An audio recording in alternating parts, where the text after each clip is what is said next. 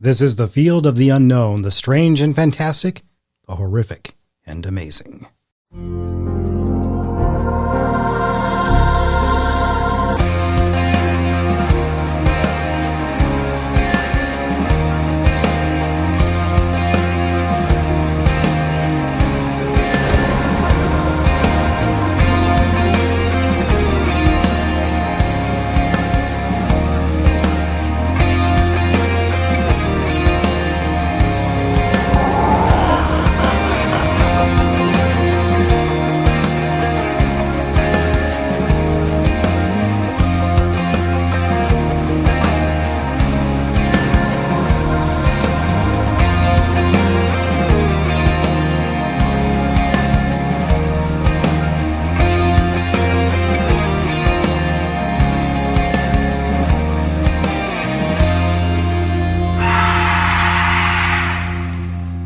Welcome back to the Ropen Network. I'm your host, Jacob Esguerra. And before we dive into tonight's mystery, I just want to take a quick moment to speak from the heart. A lot of you have reached out over the past few months, messages, emails, comments, and I just want to say thank you. I've been through a lot personally, but I want you all to know I'm doing okay. In fact, I'm doing better. I found a lot of healing lately. I'm in a much better place mentally, emotionally, and spiritually. Now, at some point in 2026, I want to be able to share the entire journey with you. Everything I've learned and how it's changed me. And of course, how you too can protect your future. But for now, I just want you to know that I'm here. I'm grounded, and I'm ready to get back to what I do best, exploring the unknown with you. Jason Mclean will join us on the show today, as well as I will be presenting you with some new philosophical viewpoints that you're going to want to listen to. I think it's a must for everyone who has dedicated their time to listening to this program. If there's anything that I can help set your mind at ease with, I'm going to do it. Especially if it sets you free and helps you to seek the truth. Then Jason will follow and tell us more about this flat earth cultic theory. Oh yes. As you know, from time to time, there are philosophical viewpoints that must be mentioned on this show. If I am to be able to conduct interviews, testimonies, if I'm a person who strives for the truth because I thirst for it, if I've learned something from these things, then I must do my due diligence and share that with my audience. Not to hurt you, but to provide truth. And that's what this network is all about, providing the truth and seeking the truth. I cannot tell you how to believe. I can merely give you the tools, point you in the right direction, and it's up to you to decide for yourself. And whatever you decide, I will respect. But I do think it's important that you know what's being taught to you. For far too long, Christians have sat in the pews listening to pastors, following directly to what they say. That's fine. But how many of us can think outside the box? How many of us dare to ask the question, why? How many of us choose to research something for ourselves instead of just taking for granted what one person says on stage? Now, that's not to say anything against our leaders. Leadership is important, but God holds leaders far more accountable than just the people sitting in the pew. Think about that for a moment. How dangerous that is for any leader who dare to lead his flock astray. There's a warning for everyone, not just a pastor, but for those who also conduct radio shows such as this one, such as myself. Who would I be if I can't share something with you that I have learned that can set you free, potentially. I say these things to warn you. I say these things to prepare you, to make you think a little bit more. But at the end of the day, that choice must be yours. What I tell you is strictly out of love, because I know every Christian out there sometimes asks that question. Why do we do this? Is that really in the Bible? Is that really a part of Scripture? I love people like that. They're not being rebellious. They're simply asking why. Help me to understand why we do what we do. And it's during these times that we find God speaking to us, opening our eyes, because we have ears to hear and eyes to see. So what I'm about to tell you is not popular. As a matter of fact, it is shunned. You'd be surprised how many people do not know this information, and how many leaders in seminary, Bible college, have taught this stuff and have failed these students. Perhaps maybe we should look at it like this. Are they willfully ignorant? Or maybe they just don't know because it's not a hot topic. Folks, it is a hot topic. But at the end of this discussion, should it divide us? Well, I don't want to divide anyone. I merely want you to understand there's another perspective here that dives into the research, a real, thoughtful, hard dive into biblical research. And at the end of what I have to tell you, you must be the one to decide what you do next. You've heard it said on TBN over and over again. If you've ever followed some of these reverends or pastors on TV, such as T.D. Jakes, Creflo Dollar, Joel Osteen, Kenneth Copeland, Benny Hinn, Joyce Myers, Beth Moore, Gloria Copeland, the list goes on. These are some pretty profound, powerful people on the Turner Broadcasting Network. And they have an agenda, don't they? I always like to look at the root of everything, though, to find out where it comes from, where it derives from. Where does this following start? Well, maybe we should just get into this, right? You're probably wondering, Jake, what is it you're going to talk about? To start off this show, I'm going to lean more philosophically at the beginning. And then later on, we'll take it back up towards the end. So stay with me. I have a lot of Pentecostal friends out there. Some amazing people with a big heart. So pay attention. If you are Pentecostal, you're going to want to hear this. Like I said, though, all this is from the heart and out of love. For my friends. What I tell you is not something that condemns you, is not damning. Just simply eyes opening. A new perspective. But that must be your choice. Okay? For all my Pentecostal friends, I have attended Pentecostal churches in the past. Surprisingly, when back in the early 2000s, I thought every Christian believed the same way. Well, that's not true. We all have our philosophical viewpoints. And I could go into a long lecture about why I am not Pentecostal.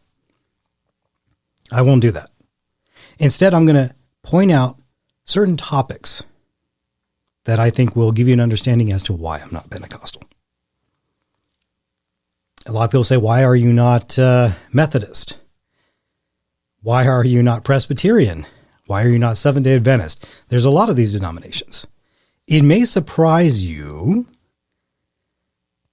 I wonder how many people really know this, though. Big surprise, the Catholic Church is not the original church. Let me repeat this. The Catholic Church is not the original.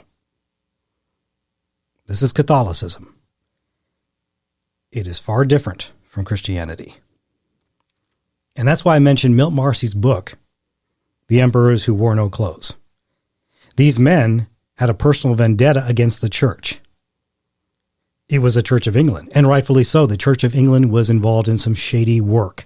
But these men were so angry with, Catholicism, supposedly Christianity, they had a personal vendetta and they attacked it, creating a lie. Why do I bring this up? Because it's a root. Everything has a beginning and everything has an end. The beginning was this for that movement. But what about the Pentecostal church? Where was its beginning? Well, like I just said, no surprise, or maybe surprise to you, that the Catholic Church is not the original church. No, as a matter of fact, the Baptists were the original because of John the Baptist. Don't take my word for this. I know you're going to be booing like crazy right now. Don't take my word for it. Go look it up. Okay? The Baptists were the first on the scene. Then came the Methodist. From the Methodist, you had all these different branches of beliefs, different denominations, and that's because of Martin Luther. Everybody had different philosophical viewpoints. So from that point on, you had the Baptist, the Roman Catholic Church, then the Methodists, who created all these different networks of denominations. From this denomination and this network came the Pentecostal movement. And the Pentecostal movement started in the early 1900s. So if you're wondering if this is an old denomination, no, it is not. It is 125 years old. That's all. We could look at Quinby or Kenyon, Arthur Kenyon, some of the original founders of the Pentecostal movement. Please understand, there are some good Pentecostal churches out there. There really are. And if you're a part of this church, I'm going to say it right now. Your beliefs may not be the same as the charismatic belief, which is good. However, it does put you in the minority. The consensus would actually say, which is not really scientific, I know. However, it is there. It is out there. So if the Pentecostal church began at the early 1900s, where was it by the time it was 1980? It became one of the fastest growing denominations on the planet. And a lot of people use this to argue saying, yeah, this is why you should be Pentecostal. It's pretty good, isn't it? Now consider this. By the year 2025, it is the most followed and the most powerful denomination in the United States of America. How about that? And if you are Pentecostal, you're probably saying, hey, look what we're doing. Now hold on a second here too. Something you may not know is it is the only denomination with the highest dropout rate versus any other denomination out there. I'm going to say that again. It has the highest dropout rate of any denomination. Why? Because the Pentecostal movement promises something that you can't obtain. Now, I can get into all these different beliefs that accompany this movement, but I won't.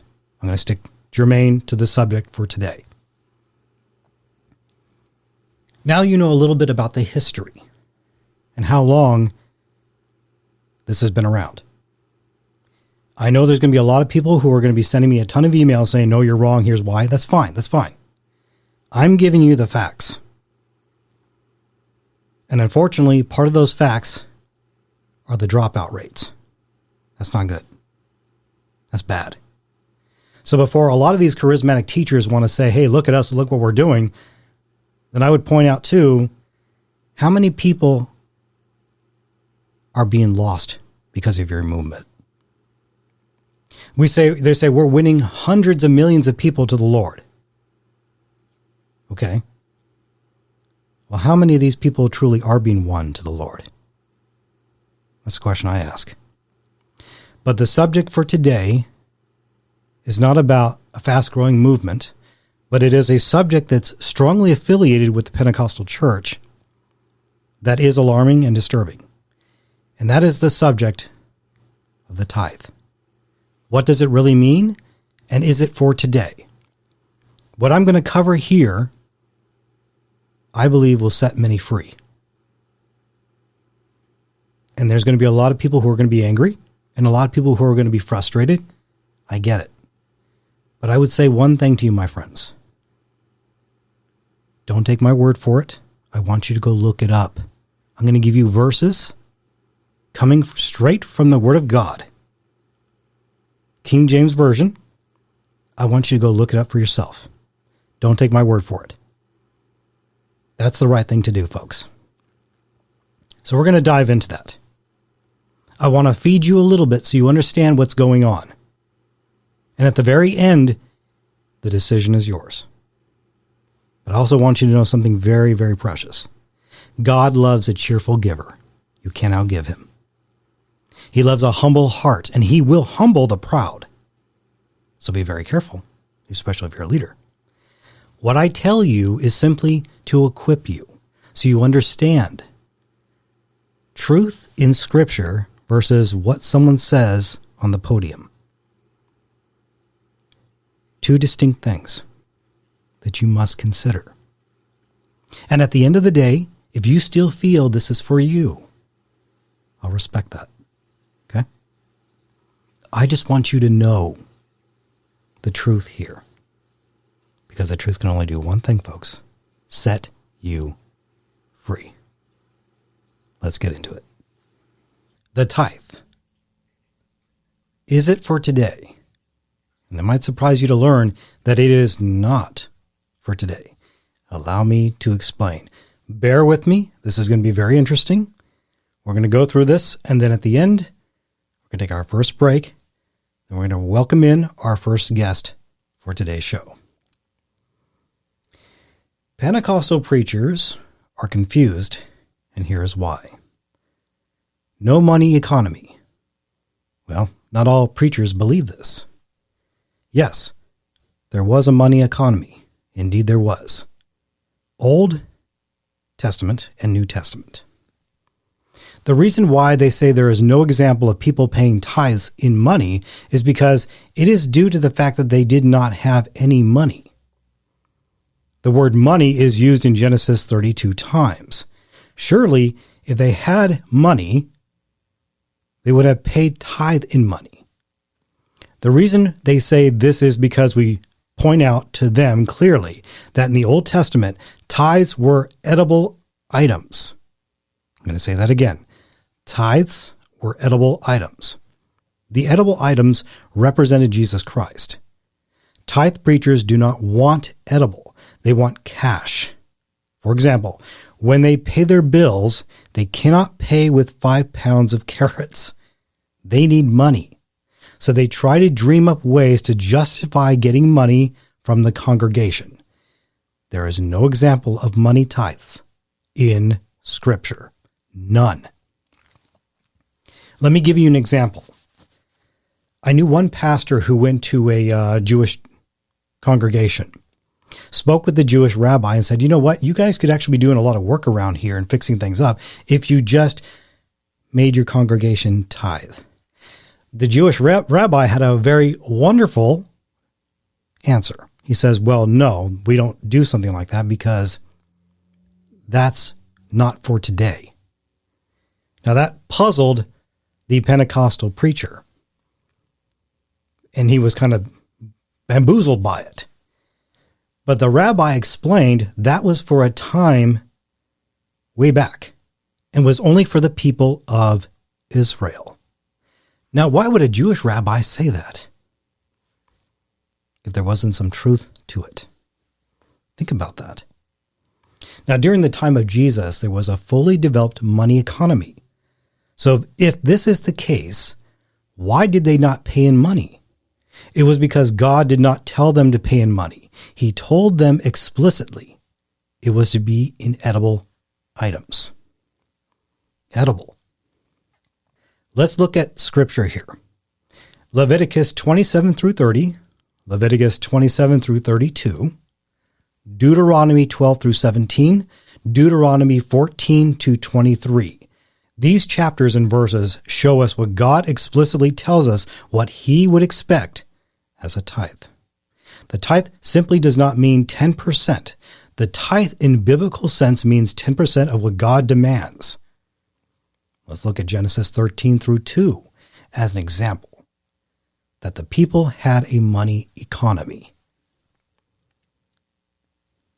And Abraham went up out of Egypt, he and his wife, and all that he had, and Lot with him, unto the south. And Abraham was very rich in cattle, in silver, and in gold.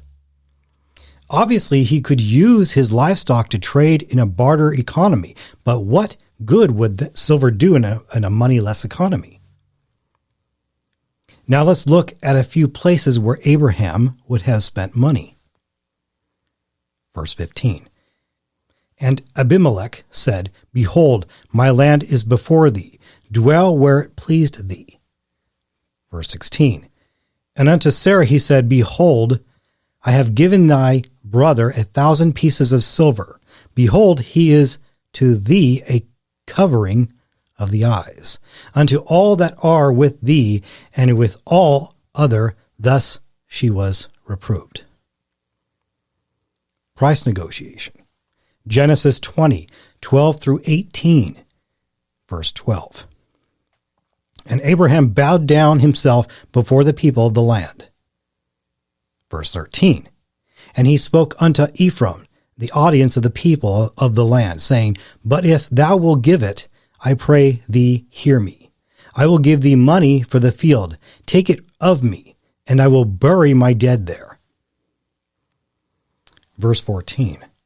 And Ephraim answered Abraham, saying unto him, now verse 15, My Lord, hearken unto me. The land is worth 400 shekels of silver. What is that betwixt me and thee? Bury therefore my dead. Verse 16, And Abraham hearkened unto Ephraim, and Abraham weighed to Ephraim the silver, which he had named in the audience of the sons of Heth, 400 shekels of silver, current money with the merchant. See where we're getting at here? Now here's verse 17. And the field of Ephraim, which was in Machpelah, which was before Mamre, the field, and the cave which was therein, and all the trees that were in the field, that were in all the borders around about, were made sure. Verse 18, unto Abraham for a possession in the presence of the children of Heth, before all that went in at the gate of the city. So you see, Abraham never tithed from his income. He tithed once from the spoils of war. What we just read is a monetary price negotiation for land to purchase. The merchants had currency. These are just a few of many examples in the Old Testament of currency itself. Let's not forget that Joseph was sold for silver. They did not pay tithes in money because God did not want tithes in money, because tithe represented Jesus. Hebrews 7 through 8. Now, let's look at the abuse of Malachi. Malachi 3:10. Not long ago, maybe about a year and a half ago, I had a pastor who gave me all these lists of why you should tithe, because it was related to Scripture, which is what I just read to you. I said, okay, well, he presented just the surface stuff. This is a problem amongst, I hate to say it, amongst Pentecostal pastors. They tend to look at the surface of Scripture, not the deeper meaning. Not too long ago, I attended a service at a Pentecostal church where I was trying to figure out what the message of today was. And I saw just a surface of the Scripture bouncing back and forth over and over in different places. And I'm like, okay, I'm trying to keep up here, trying to understand what the message is for today. But it was just not structured well. Now you could say that's just one church, one pastor doing this. Okay, no problem. But there seems to be a trend going on with Pentecostal leaders, pastors, that are not trained. They're not properly schooled. Yet they're leading their flock. That's a no-no. Let's look at the abuse of Malachi 3:10. This book was not written about the average Jew not paying tithes. The book was written to combat preachers who were stealing the tithes that had been given. The tithes had been given, but were stolen by preachers. This book is not about the flock keeping tithes for themselves. This is why I stress reading the full chapters, or chapter. The Old Covenant did not start with the tithe. Only certain groups of people tithe within the Holy Land of Israel. Keep that in mind. Only certain groups of people tithed within the Holy Land of Israel. Gosh, that sounds like something else, doesn't it? It may surprise you to learn that the word tithe means tax. I'll say it again. Tithe means tax. It still means it. Now, how many people knew that? Yeah. Let's look at Malachi 6-8. Verse 6. A son honored his father, and a servant his master. If then I be a father, where is mine honor? And if I be a master, where is my fear? Saith the Lord of hosts unto you, O priest, that despise my name, and ye say, wherein have we despised thy name? Ye offer polluted bread upon my altar, and ye say, wherein have we polluted thee? In that ye say, the table of the Lord is contemptible. Verse 8. And if ye offer the blind for sacrifice, is it not evil? And if ye offer the lame and sick, is it not evil? Offer it now unto thy governor. Will he be pleased with thee, or accept thy person, saith the Lord of hosts. God is speaking and names 3 sins of the priesthood. Despised his name. Vile food on altars. They spoke evil of the Lord. There was no missing tithe in the sense that the tithe was not paid. No one else on the altar could offer anything except the high priest. God's indictment was against the priest and not the people. The Levites were not allowed to approach the altar.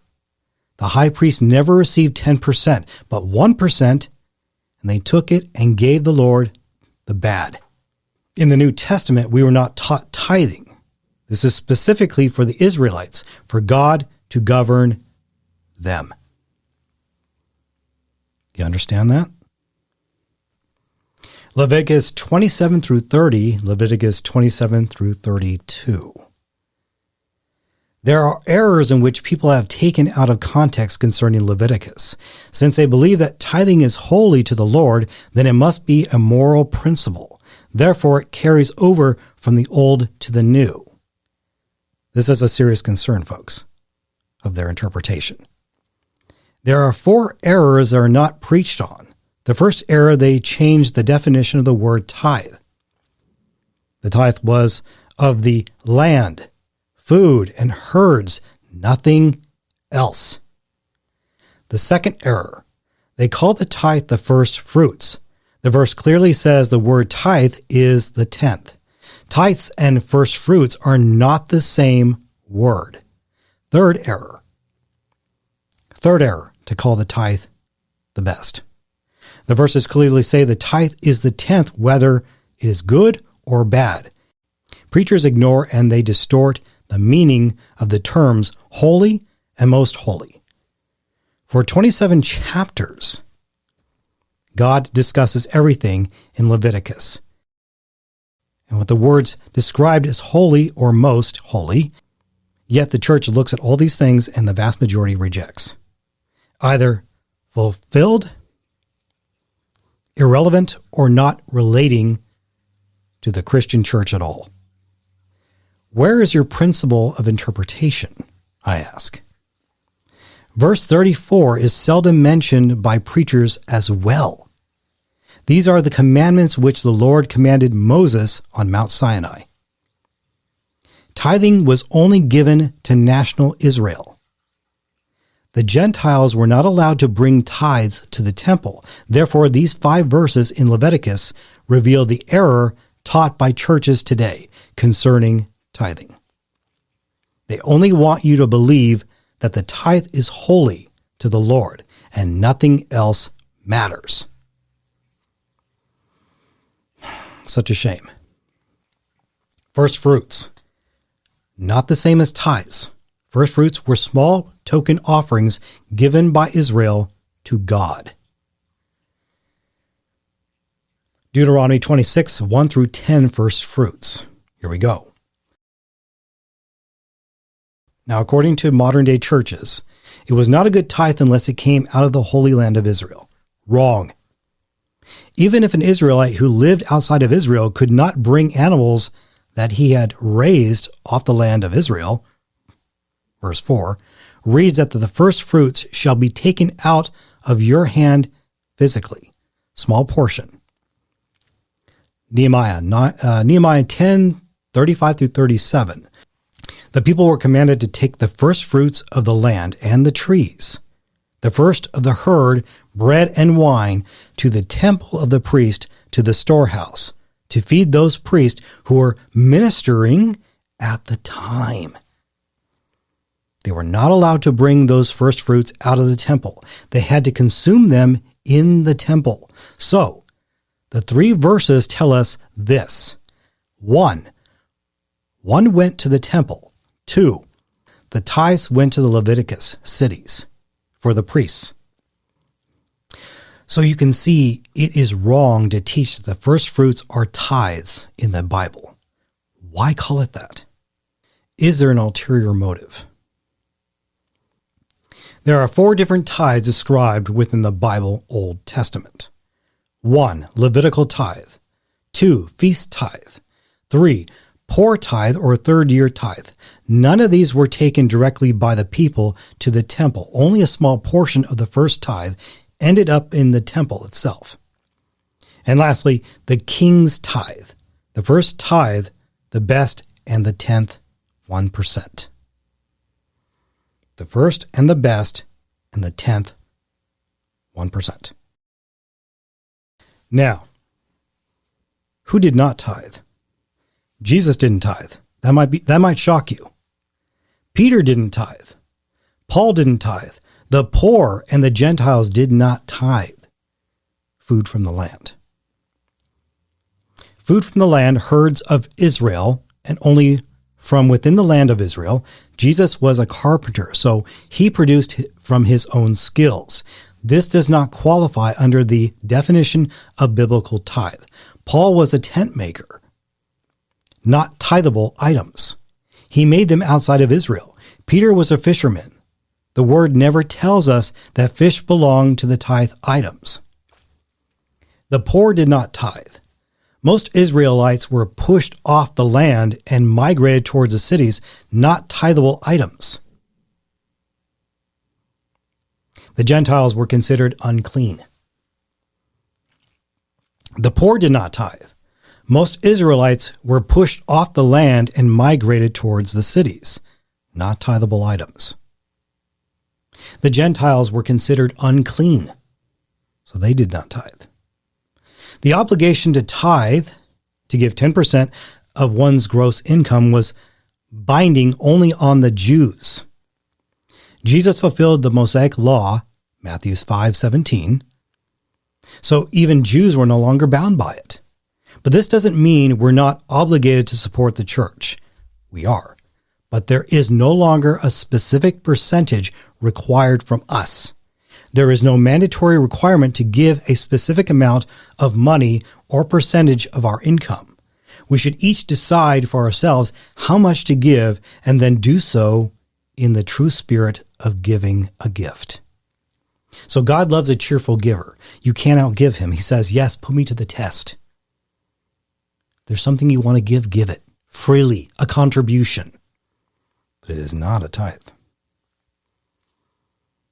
That's why I think a lot of people get confused when they hear tithe, contribution, donation.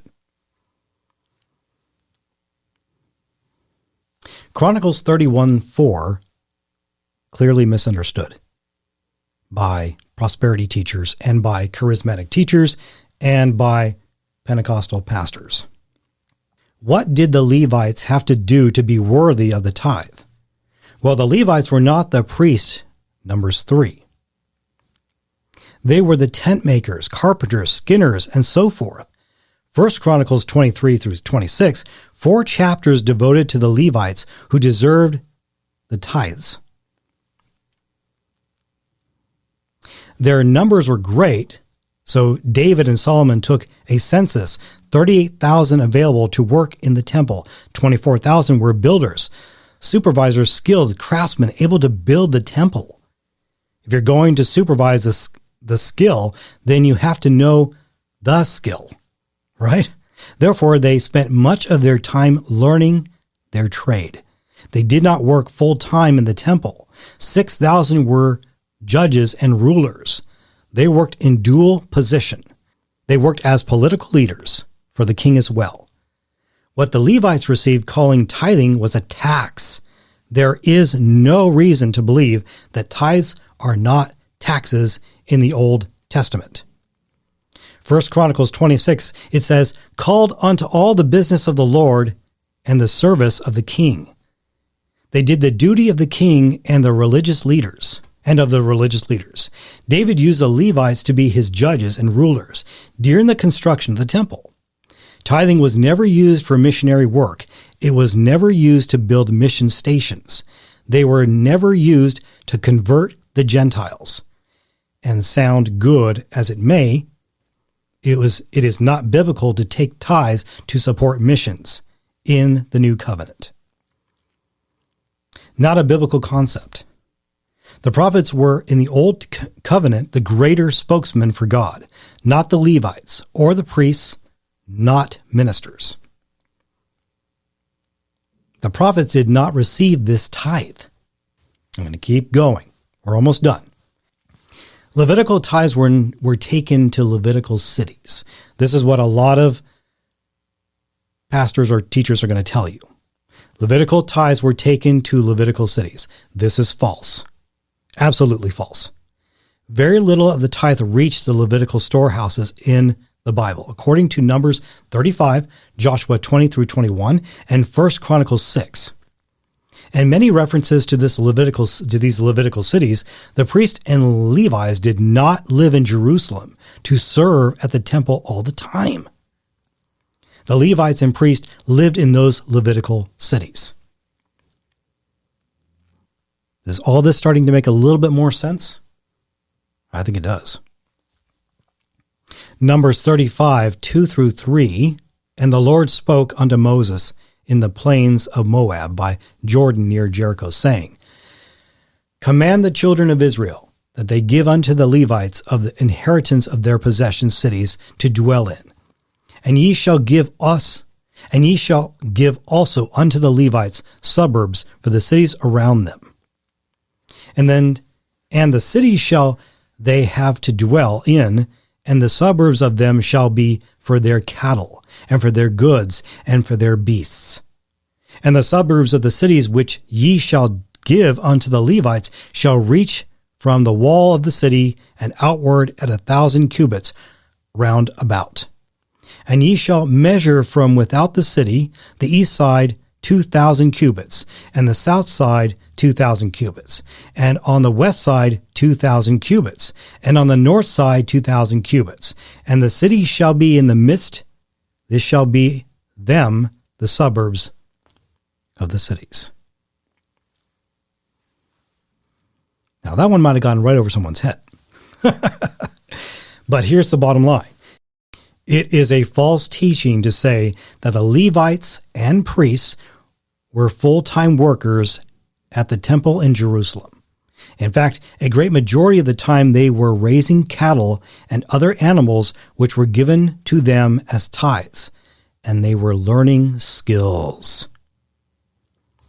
In Nehemiah 10:37, it says, "And that we should bring the first fruits of our dough and our offerings, and the fruit of all manner of trees, of wine and of oil, unto the priests to the chambers of the house of our God, and the tithes of our ground unto the Levites, that the same Levites might have in tithes in all the cities of our tillage." Now here's verse 38. "And the priest and son of Aaron shall be with the Levites. When the Levites take tithes, and the Levites shall bring up the tithe of the tithes unto the house of our God, to the chambers, unto the treasure house." Verse 39. Now, verse 39, "For the children of Israel and children of Levi shall bring the offering of the corn, of the new wine and the oil, unto the chambers where are the vessels of the sanctuary, and the priests that minister, and the porters and the singers, and we will not forsake the house of our God."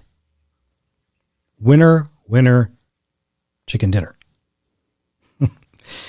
The 24 courses of Levites and priests is another way to discern the usual interpretation of Malachi 3:10. There were just too many of them to serve in the temple at the same time. So they divided them into 24 families. Each family would normally come up to the temple to minister the older males 1 week out of 24, which is about 2 weeks a year, not counting the festival time. 1 week in 24 is about 12%.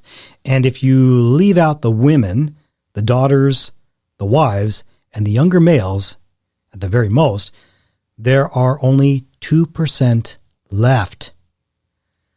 Why would God tell us in Malachi 3:10 to bring 100% of the tithe to the temple storehouse when 98% of those whom the tithe was designed to feed were not at the temple to eat it? Remember, it must be consumed. It must be consumed there. This does not make sense. Why would God tell them to bring 100% of the tithe to the temple to be eaten when 98% of those were not at the temple? There is something seriously wrong with the typical interpretation of Malachi 3:10. And let that be food for thought for today. I just went over a ton of information that describes why the tithe is not for today. And why the tithe, what it actually means. It means tax to the people of Israel. There were people excluded. Our Savior was excluded. He had a skill, carpentry work. Paul, tent maker. Peter, fisherman, skills. They were exempt. The tithe was a tax on edible goods, not money. Yet this is taken by most pastors, preachers, reverends, you name it, and it is manipulated by them. Now, I have a hard time wanting to say they deliberately are manipulating people. I want to believe that they're just willfully ignorant. I mean, how often are they taught this in seminary? How many Pentecostal leaders are well trained to be teaching and leading? Instead, this feels like it's manipulation to God's people. And it is wrong. Now, like I said in the beginning, what I tell you is out of love for the people who are listening. There will be people who will be angry with me. I'm going to get emails. That's okay. I'm simply giving you something that will help you grow. I want you to go look all this up. And then you can decide for yourself if you believe this is right. Because what I'm seeing, it's wrong. It's manipulation of God's people. And guess who's doing this?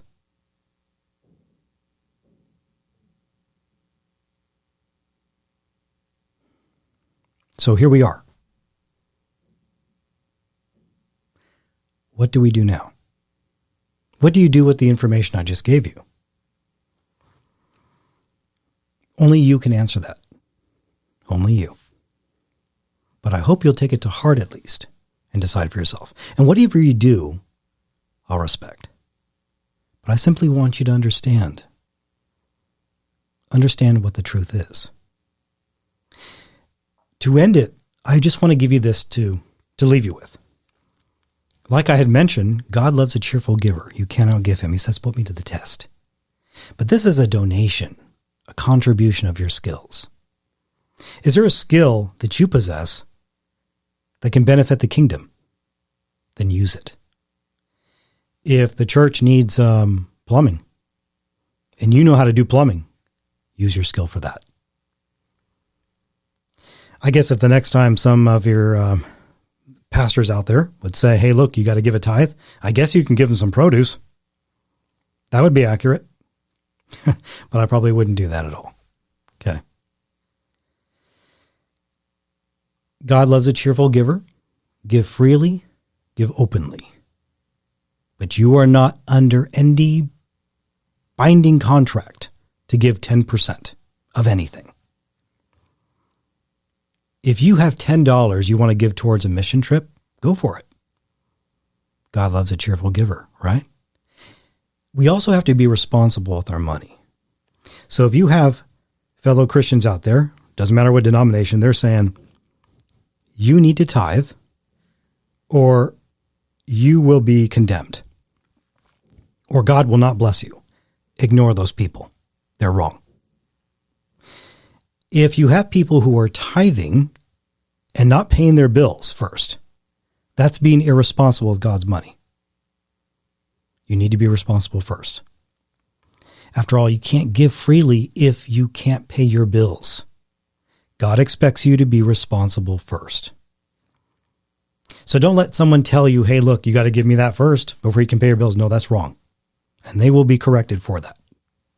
So I hope that what you've learned from this is something you can just really stop and think about for a moment. After all, you have to make that decision for yourself, right? I just gave you something of a building block to go off of. And it is mind-boggling that so many pastors, reverends, teachers out there continue to push this. And I think the reason for it is, I really wish it was just because they're willfully ignorant or just don't know. They never were taught this. But let's consider something for a moment that could be a fact. Maybe they started a church and they feel the best way to pay for it is for you to do it. Well, no. I'll give you an example. If I wanted to go open a museum and I trusted just in the fact that people who came to the door are going to pay for my museum, that's the wrong kind of thinking. I need to be responsible and pay the bills to keep that museum open, right? Right. It is not the responsibility of the congregation to pay your debt. That's why when you open a church, it really should be rent-free. But if people want to give to support the ministry, that's fine. That's what keeps it afloat, right? I'm simply saying it is not the job of the congregation to keep you up and running in business. But I think, in a way, pastors have gotten so used to that. They expect your money, and they want your money. And that's why they push it like they do. But not all. It really depends on the denomination, because not all denominations accept this. But you might be surprised that a majority of them do. And they say, well, Jake, if a majority of denominations accept that you have to pay a tithe, why don't you? Well, because it's simple. They're wrong. They have not learned the truth in this. How many of them have really decided to dig deep and see what all this means? I don't think they've done their homework. And I don't think they teach you this in seminary. So if they're not teaching you this, well, gosh, maybe you should go get your money back. How is it that I'm not even a pastor and I can look this up and find it? But like I said, in the end, I hope I gave you something to learn from. Think about it for a little bit, decide for yourself. And whatever you decide, I'll respect. But I think it's important that you at least know what it is you're doing. So the next time someone says you got to pay me something or give me something, yeah, okay, go ahead. Give them what you have, cheerfully, willingly. But you are not under any obligation to give 10% of what you earned first before paying your bills. I hope that clarifies all of this for all of you. Let's take our first break. When we come back, I'm going to introduce Jason Mclean, and let's talk about this flat earth nonsense. How many people actually believe this stuff? What kind of support is behind it? You're listening to the Ropen Network. We'll be right back. Hi, I'm Crystal Jordan of the Ropen Radio Network. The RRN is a proud sponsor of the Wildlife Safari, which began as the vision and dream of one man, Frank Hart. It was Hart's goal to create a facility in the Pacific Northwest that would work to save rare and endangered species from all around the world. Wildlife Safari boasts one of the top cheetah breeding research centers on Earth. It is the #1 cheetah breeding facility outside of Africa and #2 on the planet. Take a trip past the incredibly inspiring African elephants. Dare yourself to end your journey with a trip through a carnivore loop featuring Wildlife Safari's top cheetah breeding grounds and ferocious Sumatran tigers. So the next time you plan your vacation, be sure to stop at the Wildlife Safari located in beautiful Southern Oregon. You are closer to Africa than you think.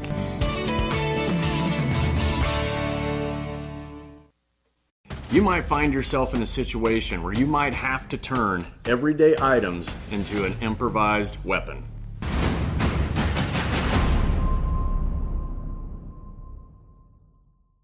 A steel barrel pen is a great defensive tool. Steel barrel simply means that it is one piece of metal from tip to end.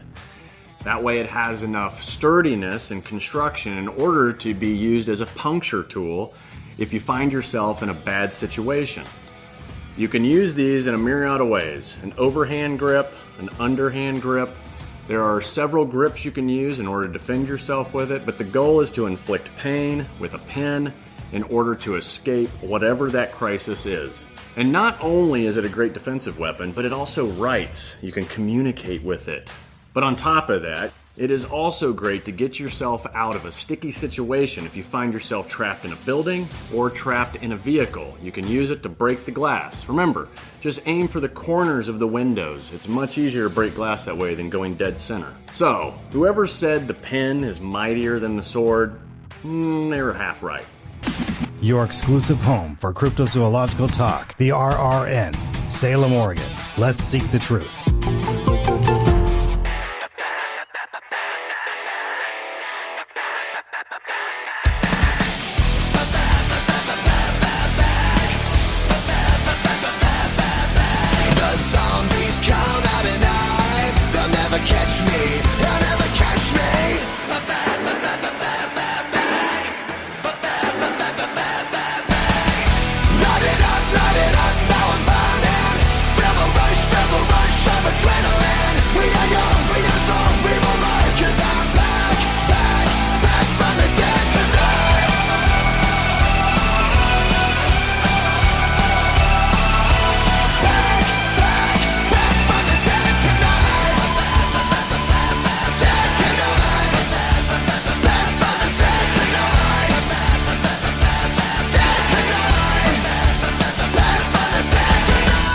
Welcome back, Oregonians. Jason Mclean is an author, field researcher, and investigative artist whose work explores overlaps between ancient mysteries, modern sightings, and the realities that challenge our perception of truth itself. From reported pterosaur encounters in Texas to biblical interpretations of the unexplained phenomena, Jason has built a reputation for following evidence wherever it leads, even when that means asking uncomfortable questions. Now, if you've followed his work, you know he's not afraid to encourage controversial ideas. We're taking a clear-eyed, analytical look at one of the most persistent and puzzling modern theories, the so-called Flat Earth movement. What draws people to it? What misconceptions keeps it alive? And what can its rise tell us about how modern audiences deal with truth, faith, and science in a digital age? This is Jason Mclean on the Ropen Network. Greetings and salutations. Jason, how you doing, sir? A little tired. It's been a long week, but other than that, I'm good. Yeah, I've heard that you've been pretty active lately. Looks like you've had quite a bit of things going on, right? Yeah. Understatement, right? Yeah. Well, that and work, like just out of nowhere, blew up. Our workload more than tripled. Oh, I see. Tell me again, what do you do again? Yeah. I'm an escrow officer for a title company. Okay, nice. I believe everything has a root, Jason, a cause and effect. And I've talked about this over and over again. Something has got to be creating such a conundrum, if there is one to begin with. This is probably the most disturbing and doctrine of devils. You put it so well in one of your videos that, folks, you should all go and watch and listen to. He details all of this in a nutshell. But I'm sure there's a lot more you can go into, but we'll try to keep this condensed if we can. But there is a beginning to everything. And I believe, Jason, this started with the cult movement of one man. Am I wrong? No, you are completely correct. So, probably the easiest way to say this, and I think there's always that one person who has an idea, right? So we can point to him as the start for this concept. The man wrote by the name Parallax, and he was a socialist cult leader. Again, I go over all this in the video, so the details are there. Yeah. He was a socialist cult leader, but he created this way of thinking called dietetic astronomy. And his main claim was that the Earth is flat. And the reason this matters in the conversation is that the main claim of the modern flat Earth movement that picked up after he was done is that it's a biblical way of looking at the world, right? Is that this is everyone points to and says, well, this is a biblical truth. The Bible is written. It's like, well, hold on. Without getting into whether or not the Bible actually intends to be teaching flat Earth or any of that, put all that aside for 1 second. It is the reason that this guy writing by the name of Parallax, Samuel Ropen, was one of, let me rephrase this, that's one of the that's supposed to be his real name, but he changed his name multiple times. So it's at least one of the names that he's known by. I'll say it that way. Okay. You know, aside from marrying a 13-year-old and accidentally, quote unquote, accidentally killing multiple people, including his child with his cures. He was treating people with certain chemicals that they all died of, and he was essentially like, okay, it was an accident, is what they claimed. And if, you know what, I've got no reason to say otherwise, but you know, we would probably have called it negligent manslaughter. However, the point, it's like, but just because someone is dubious and you know, in a cult leader, that's not the reason to reject his statement, right? Mm-hmm. But the reason we point to him and say, well, hold on, this is where it comes from, is because the claim is that that the flat Earth movement is a biblically based movement, and it's not. No. Because what they'll do is they'll say, well, the Bible is written by people who had a flat Earth perspective, and that is 100% true, at least for the Old Testament authors, right?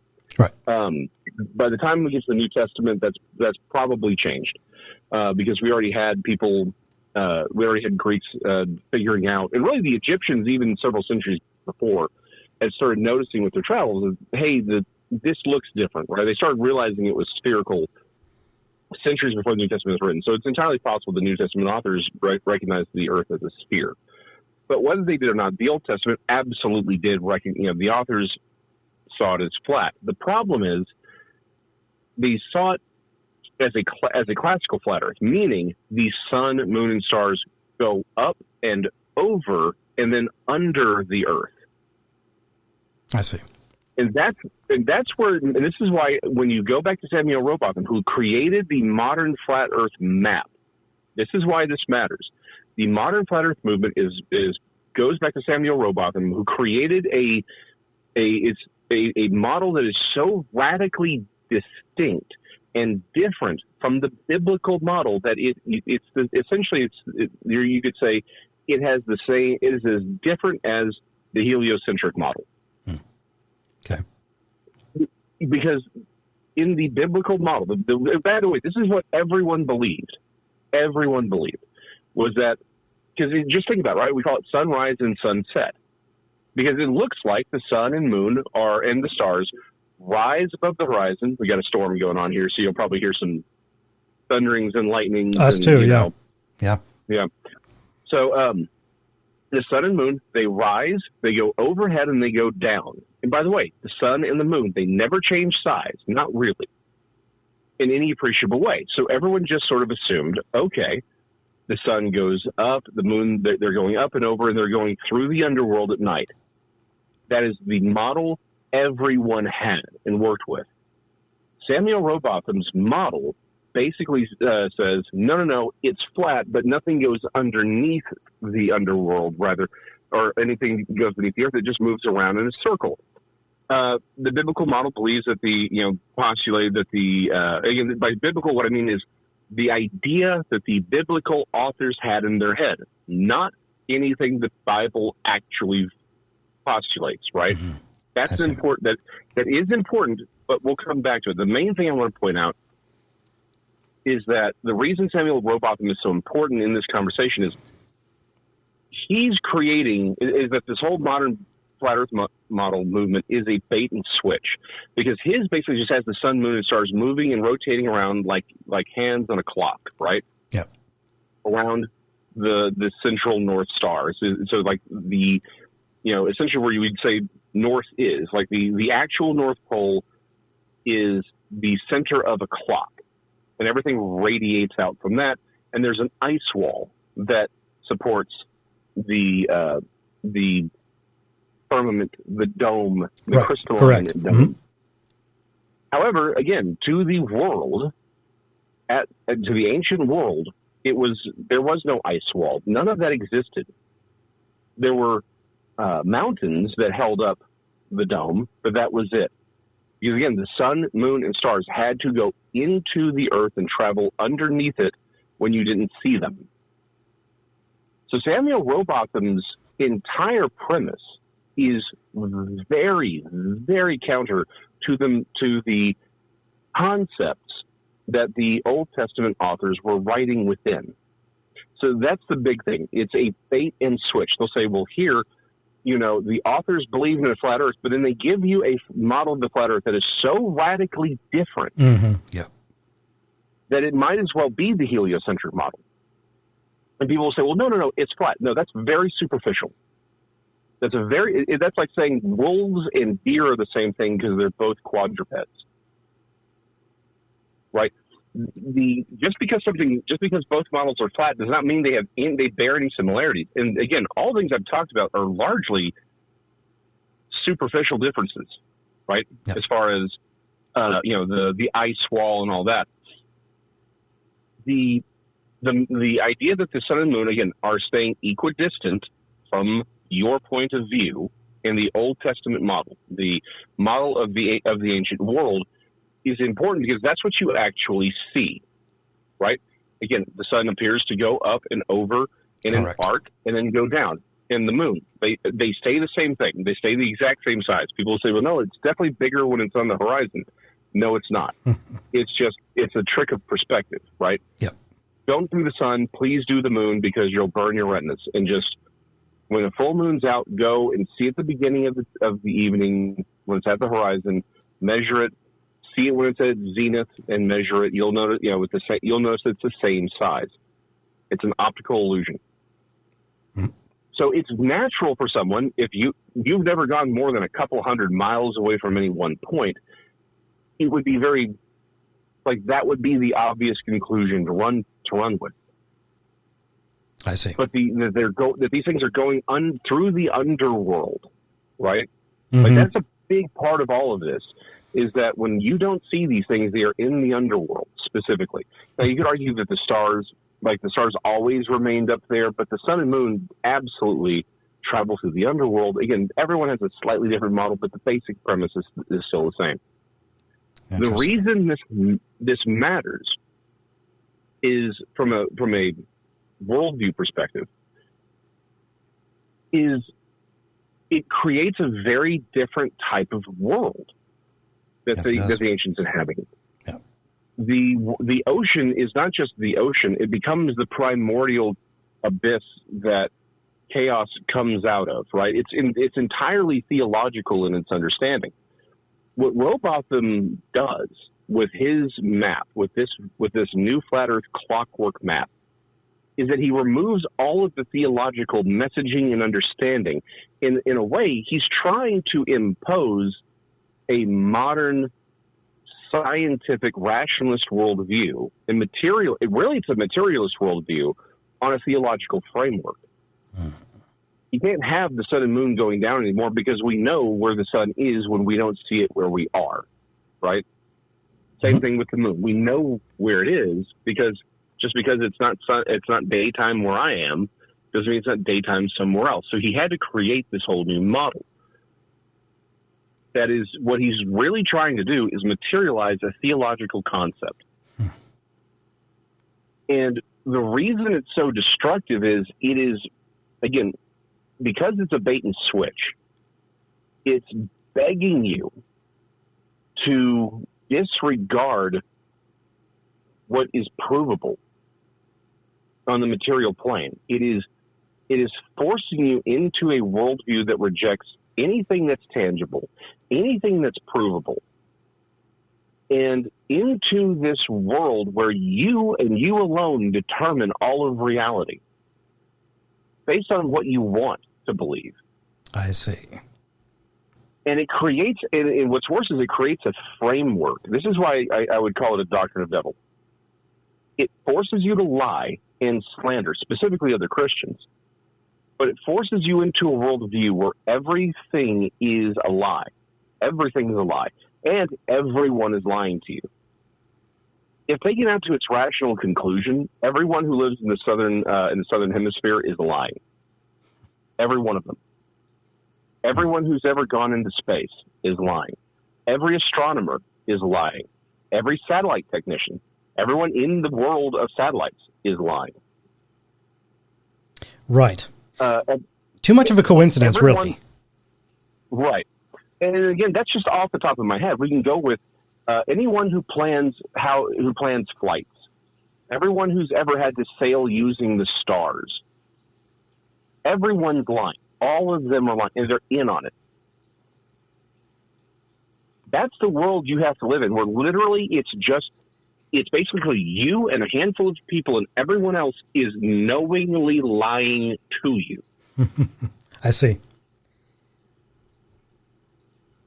And this is a big thing. No one, I've never had a flat earther actually give me a response that actually addresses certain key factors, right? Like, why is it that, again, people in the southern hemisphere, why can't they see the North Pole, or specifically Polaris, right? Right. The polar star. Why can't they see it? Why can't we in the northern hemisphere see the southern celestial pole? By the way, why is there a southern celestial pole by which everyone who sails in the southern hemisphere uses to navigate? Mm-hmm. Right? Why is it people literally who live on the equator, why do the stars move? It says, like, they don't move around a central point, they move straight overhead. Right. In a perfect arc, right? There's never been an answer to any of that, because they'll come up with something else and they'll distract and they'll say, well, no. There cannot be a southern celestial pole if Robotham's aka parallaxes, aka a dozen other names, if his model was accurate, those couldn't possibly exist. So the problem is now, and that's only one minor problem with this, but it's the most obvious. Yeah. Also, the sun and moon don't behave the way you see the sun and moon move, do not move like Rowbotham's model would predict at all. Mm-hmm. There is no point where anything you can do that you could test, that you could observe, makes this make sense. Interesting. So what that does is, on a psychological level, it puts you into this world where you and you alone are fighting for truth. You are literally psyoping yourself. You are creating your own MK Ultra. Yes, you are. Because you are having to look at everyone in the world and say you're all liars. Yeah.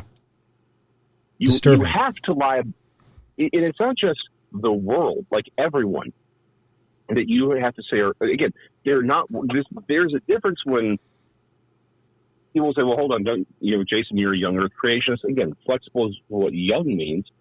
But yes, I do not believe, I think the standard model is incorrect. I don't have to point at people and say they're lying. I say they're incorrectly interpreting the data. And I can present why they are, or what data they are omitting or disregarding in their interpretations. I don't need anybody to lie for my model to be accurate. Everyone has to be lying. According to them.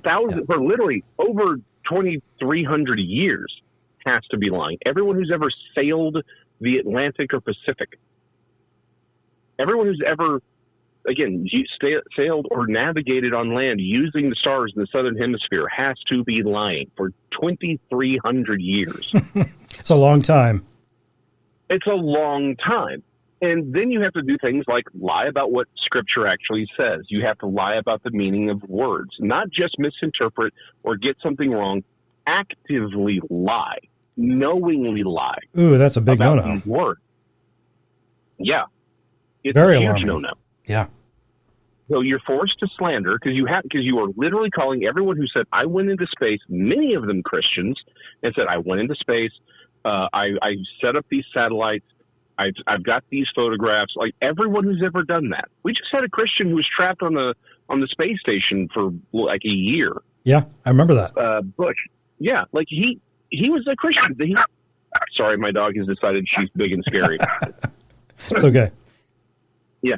So like you're calling that man a liar. And by the way, the people who promote Flat Earth will actively lie about that situation. They will present the photographs of Butch and the lady who went up with him. They will present the spacesuits they wore when they left as the spacesuits that when they returned.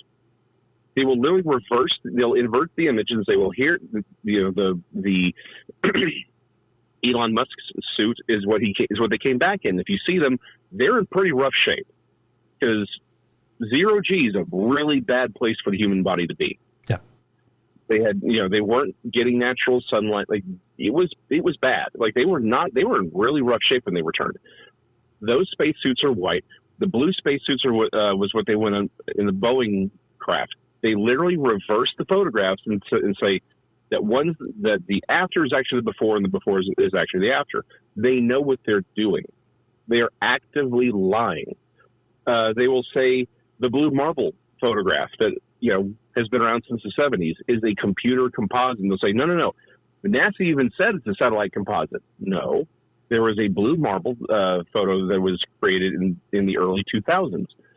That was made up by compositing multiple satellite images together. The blue marble from the 70s is a photograph from outer space, but they take the information from one and ascribe it to the other.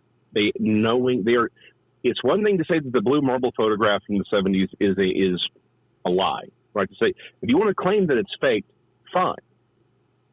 But your argument is based on the blue marble photograph from the early 2000s. When we weren't that far out in space, we were still staying in low Earth orbit, and we did use actual satellites for that. Yeah, it is a misrepresentation of fact. But you have to do that. and someone who's probably listening say, well, how do they lie about the meaning of words in Hebrew? Easy. What is the number one thing they point to say that you can't trust anything that comes out of NASA, right? Is that they'll claim the word NASA in Hebrew means to deceive, right? I've heard this, and they'll yes. pull up. Yeah, so what they'll do is they'll pull up an image. Usually it's Blue Letter Bible which is a program I use. I love it. I think it's free. It's wonderful. I recommend everyone use it when they study because it's great to go into the original languages. But they'll say, see, because the letters are translated for this word that does mean, the word means deceive, the transliterations is NASA. Therefore, NASA means to deceive. Here's the problem. The word is not NASA. The word is nasha. There's these little squiggles over the top of each letter that tells you how that's supposed to be pronounced. And most people don't know how to read that, which is fine.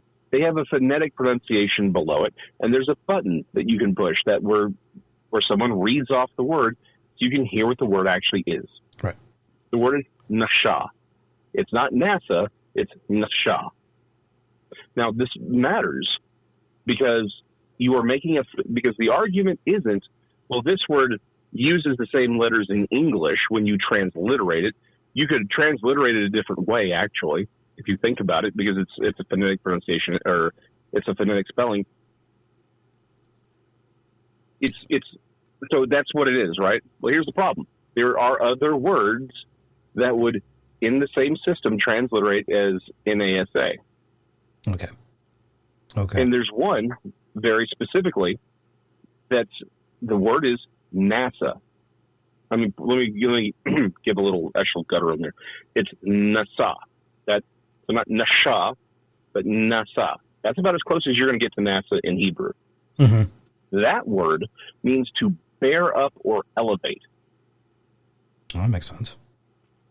So my problem is, by your logic, then we should trust absolutely everything that comes out of NASA, because in Hebrew, nasa actually means to bear up or elevate, which is what NASA does. Mm-hmm. So we should actually trust, by your logic, we shouldn't look at data and information and say, hey, something's weird here.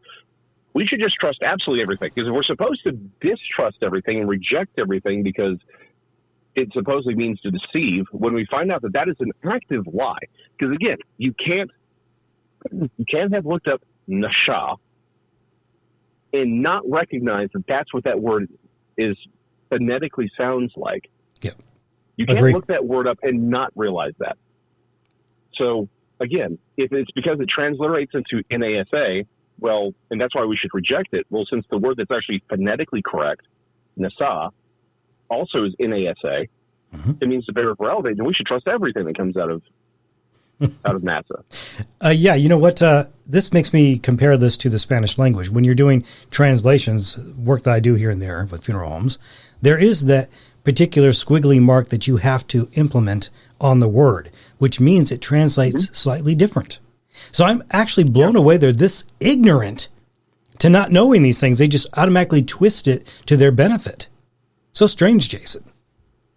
Well, except it's not strange, because this is what every cult does. Oh, yeah. True. Because this is the sad statement. Most people that I've met that are flat earthers will claim to be Bereans. They're like, no, we want to dig to the truth of everything. But you're not. No. That's the problem. You're not. You're choosing to believe this person. And what I've found, and this I think really gets to the heart of your question, this is the flat earth model, again, for Christians. If you're an atheist flat earther, I ain't got nothing for you. Like, I don't even have a chip, because they do exist. I don't have a chip in my brain for understanding that. No. But and the flat earthers probably going to take that statement literally. But as for Christian flat earthers, what I found is the flat earth movement is a talisman by which they can say, I love God more than you do. That's all this is. Because they're told, and it's a rejection of the modern world. Because here's the thing. There was what's called the conflict thesis that rose in the 19th century, which is the claim that science and religion are at odds. It is a pure propaganda disinformation tactic from the 1800s, because as anyone who's studied science at all, or the history of science can show, it is Western Christianity that created modern science. Because our God is a rational and logical God. We're supposed to understand him through nature. So we pursued science. That's where it comes out of. He's the author of science. He's the author of science. Because science is just a tool for understanding the natural world. That's all it is. Yep, I agree. And what matters here is that in the 19th century, this conflict thesis arose and said, no. Atheists are like, we're going to take over. We're going to try and... Are you there? Yeah, I'm still here. Okay, sorry, my phone's being a little weird. So atheists try to take over science and get rid of the Christians that created it and have long careers in it. So in creating this thesis is that science and religion are at odds. They're not. Never have been, never will be. But this idea gets ingrained, and that's what's promoted by atheists. And exactly. So for a lot of what happens is for a lot of people who believe in flat Earth, they buy into this, that science is opposed to God. And they... trying to think that's hold on a second. Trying to phrase this correctly. They take the belief that science and religion are at odds, and so they want to reject the modern world. Yeah. And so in doing so, they're like, well, this is science is the high church of the modern world, of the atheist worldview, which is completely true, right? Because it's a false religion. It's of scientism. Because it's not really, because you look too deeply, you realize it's not really science, right? Fauci was not really, when Fauci called himself the science, he wasn't really promoting science. He was promoting it was a political position. But what they do is they say, okay, well, if science is the priesthood of the modern world, then I want to reject that. So the flat Earth it sort of becomes the sigil of this movement, because it's the thing that you can hold on to and say, look, I reject science, I reject modernity, and I embrace this older thing. And the reason the talisman story sort of works is because you're hooked with the idea that the authors of the Bible were flat earthers, therefore we're just going back to scripture, right? Yeah. But like I said at the beginning, it's a bait and switch. Because it's not the biblical model. No. It's not even the biblical model. It was the model that everyone had. And it's a model that, by the way, is not professed in the Bible. Now, people will say, well, hold on, but doesn't it say that God put a firmament, and the firmament is a dome ceiling? Well, again, going back to the language thing, the word there in Hebrew is rakia. It does not mean a domed ceiling. It means an expanse. Good now, point. in English, the word firmament absolutely means a domed ceiling. Yes. But that's because of how English works. The English, again, we are basically we're the linguistic equivalent of three raccoons in a trench coat trying to pretend to be a person, right? Mm-hmm. So the word firmament absolutely means a domed ceiling, but the word rakia doesn't. Now, this is where I will give flat earthers a little bit of leeway, because that is how firmament is the appropriate way to translate rakia, because the word firmament was designed under the idea of the domed. You're right. It comes from Latin. Okay. So yeah, that concept absolutely in our language and that's what that word means, comes from that. And again, the ancient Hebrews had the same concept of it, but the word doesn't mean that. They just use that word in that place. So conceptually, both words match and are the correct word to translate one to the other, but they don't have the same meaning linguistically. So this is one of those variables and nuances in language that, if you're not familiar with how translation works, gets a little convoluted, right? Because you would say, well, hey, this word rakia means firmament in the thing, so it must mean the same thing. And it's like, that's not how language works. That's not how any language works. Now, you could argue, translating from Spanish to English is easier. We have a lot of words that have similar understandings and meanings, because there's a lot of Latin overlap. But there's plenty of words that don't, right? Absolutely. And so it's the same thing with Hebrew and English. Yes, the word firmament absolutely means a domed ceiling. But the Bible was not written in English. It was written in Hebrew. Rakia does not mean a domed ceiling. It means an expanse. In fact, it is from the root word is the beating out of metal into a flat plane. Like you said, this is all about trying to lie. Okay, so to me, this comes across like someone who has not done their research, nor do they really care to. They just take the surface of all of this and they just run with it, instead of actually looking at the deeper roots, the deeper meaning behind all of it. This is a juvenile way of thinking. I think juvenile is the wrong way to look at it. It is a manipulative way to look at the world. Oh, yeah. Sad. It is a way of thinking that makes that again, because what it does is it makes you the arbiter of all truth. And it makes you the center of the universe. And so you get to become the author of your own story, not God. You're not bound to reality. You create your own reality. We always people talk about, what I found is a lot of flat earthers will be on the right hand side of politics, right? We can debate the usage of where people stood in France 200 years ago. I mean, right or left, but they will be the same people who look at all these people who think that men can become women and laugh like, well, you're rejecting reality. Well, you're doing the exact same thing. You were literally same tie-in. Yeah, it's because it's the same thing, right? This is all about it is a cultish talisman and a cultish belief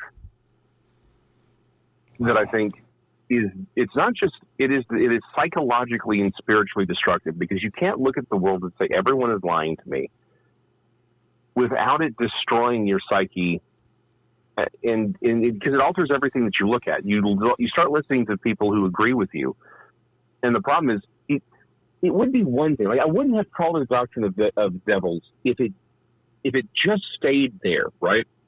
Yeah. If you just thought the earth was flat, okay, I would like. That's not. I don't disagree with you, and therefore I think it's evil. I disagree with a lot of people on a lot of things. That's not a problem. I disagree with me on a lot of things, right? If you disagree, if you agree with everything, then something's wrong. Yeah. But it's not about can't think for yourself. Right. It's not about disagreement. The problem is it requires you to take up a worldview that is inherently destructive. It does, yeah. Psychologically, because again, it's not just everyone's lying. Everyone is lying, and there's a reason that they're lying. Yeah. And more importantly, it doesn't take too long before you get into this world where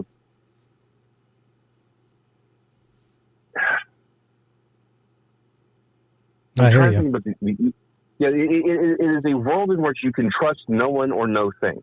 It doesn't stay. This is not a thing that stays in its box. It's a thing. It's a virus that infects everything in your life. Yeah. And the problem is when you disconnect from reality, psychologically speaking, you start to deteriorate really, really quickly. Yeah, you're more prone to other things too. Correct. Well, because again, this isn't something that stays in its lane. right? No. Whether Bigfoot exists or not, right? And again, I think that's a very long, complicated conversation. Yeah. But like whether Bigfoot exists or not, that doesn't affect the rest of your world, right? You can believe it exists or not, and how you treat your neighbors, how you look at the universe around you is not affected. But if you believe everyone in the world is lying to you for 2,300 years, Mm-hmm. Yeah, and that's where it starts getting dangerous, because now the Bible's been changed. You present something like, no, that's been changed. yeah, I've heard this before. That's a lie. Yeah, everything becomes you become the center of the universe. Self-absorbed. You cannot disconnect from. You can't exactly. You can't disconnect from reality. And here's the thing: you can't really disconnect from reality and stay in a good relationship with God, because God is the nature of truth. God is truth. Jesus is truth. You can't reject the truth and stay with God. True. Willfully ignorant. And there's a lot of Bible verses are coming to mind right now that actually depicts these kinds of people. And it is sad because a lot of them try to incorporate biblical cosmology into their beliefs, like we've been talking about. But unfortunately, they're slandering God's word. Yes. This is very sad stuff. Now, I'm glad that the majority of Americans don't believe this crap. That's good. I often thought, okay, wouldn't it be something as simple as looking at some of the amazing landmarks that we have on our planet? Or something as simple as looking at the moon to understand that this thing is not flat? But of course, we pointed out why they believe what they believe.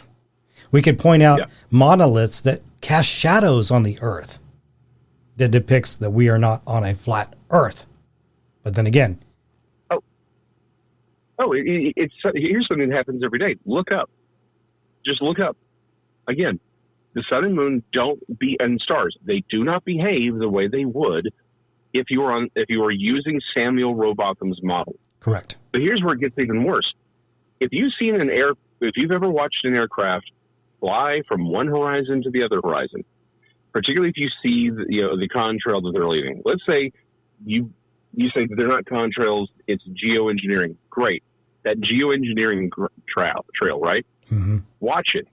Look at it. It makes an arc. The airplanes are high enough that their contrails are the way that they're moving. It's clear that they're moving in an arc. I'm glad you pointed that out. They wouldn't have to do that. Wouldn't be what it would look like if it was a flat Earth. It would just be a straight line. Exactly. Again, if Samuel Rowbotham's model is correct, the sun and moon would never go below the horizon at all. They would start off very, very small. They would move in an arc pattern around the, sort of moving around. They wouldn't move below the horizon. They'd start very small. They'd get really big when they were right above you, and they get really small, and they would never, ever go below the horizon. And yet, that's not what we observe. No. Like I said, the ancient model is predicated on what people actually saw.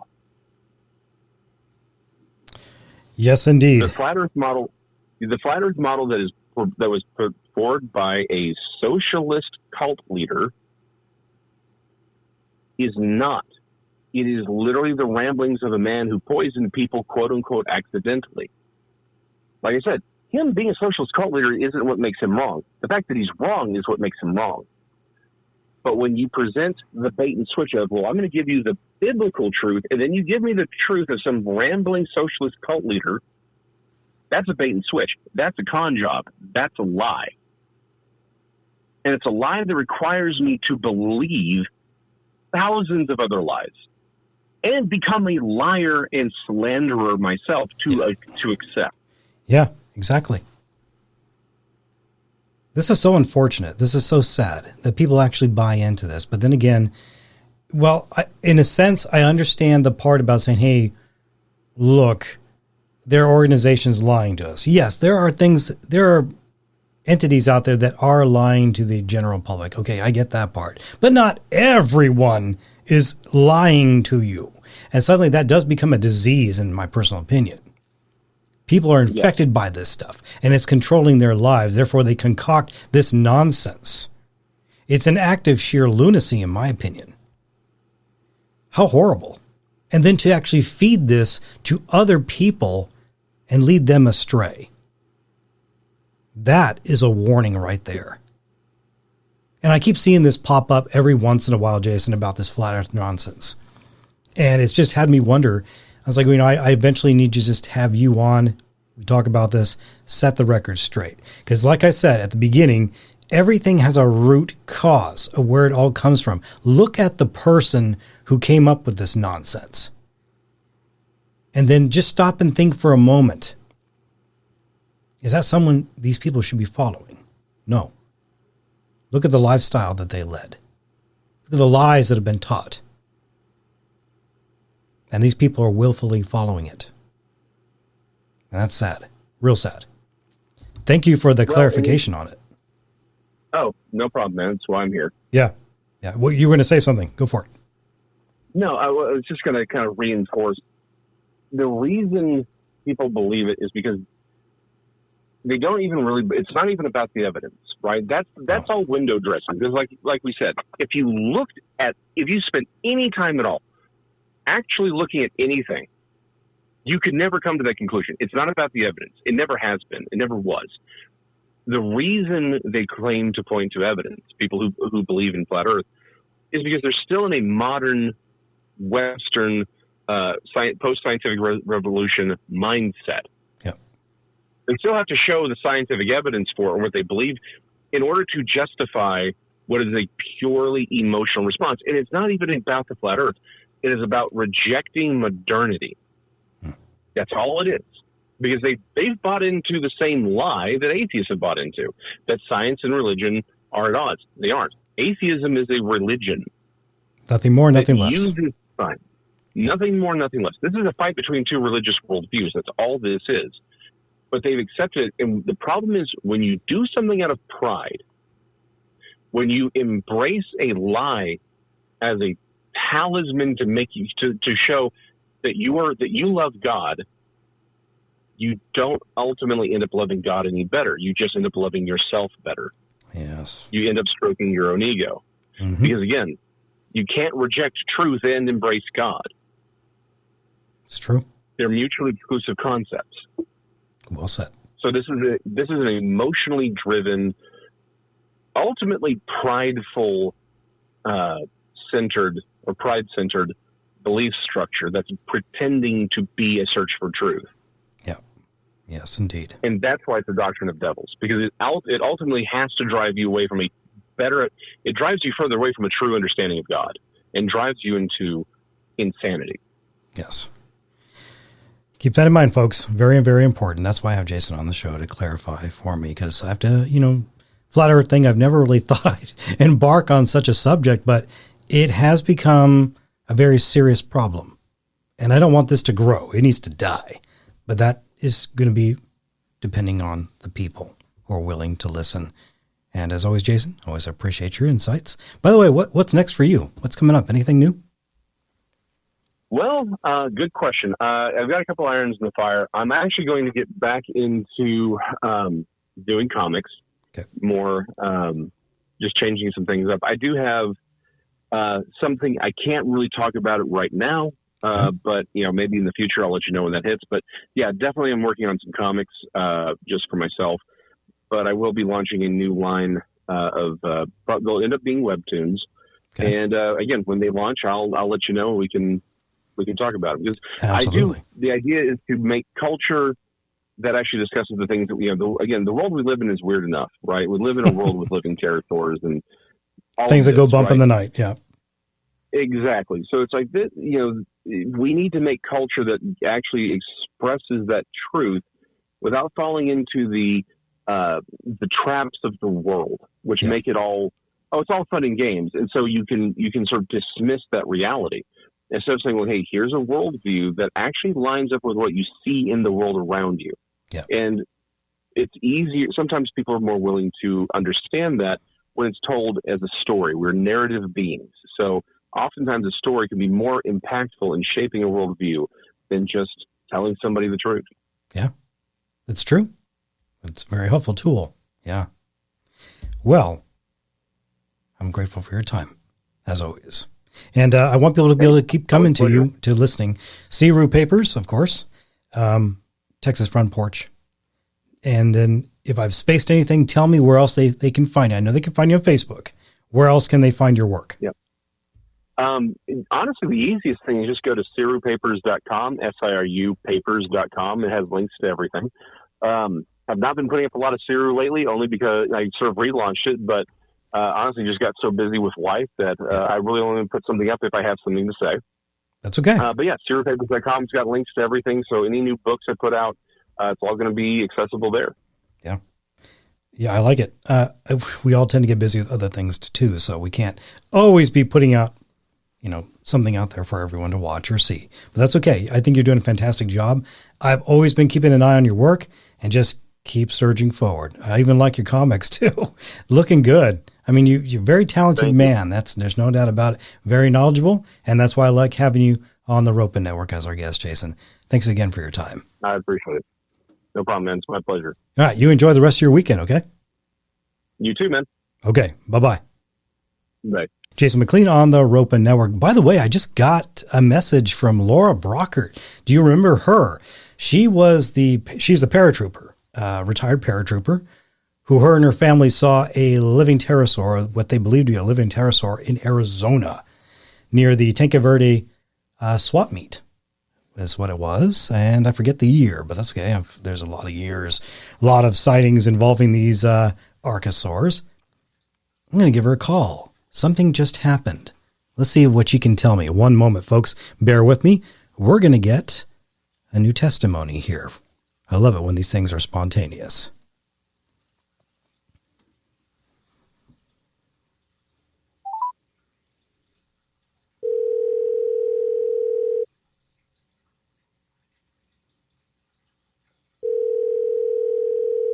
Hey. Hello. Laura, it is good to be talking with you. By the way, you caught me during a show, so I've got you on the radio right now, so that's okay. Oh, that's perfectly fine. The witness is right here. Oh, you're kidding. Okay. I want to hear this. I'm excited. Okay.